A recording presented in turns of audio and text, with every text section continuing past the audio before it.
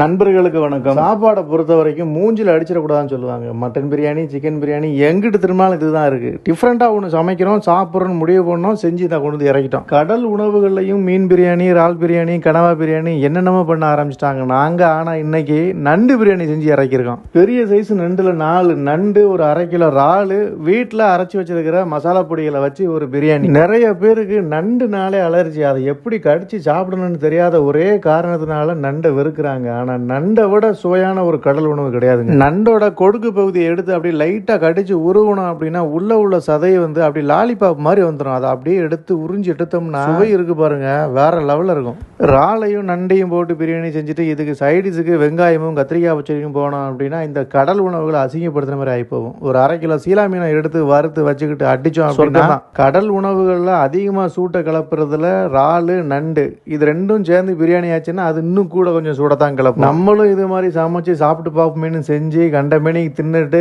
பின் விளைவுகள் சந்திச்சா நிர்வாகம் பொறுப்பு இல்லை. சீரக சம்பா அரிசியில் இறால், இந்த நண்டு அப்படியே ஜூஸியாக இறங்கி அதை கூட சேர்த்து சோத்தை குழச்சி அடிக்கும்போது வேற லெவல் சுவைங்க. அடுத்த வீடியோவில் நண்டில் எப்படி ஆம்லேட் போடுறது அப்படின்றத பற்றி பார்ப்போம்.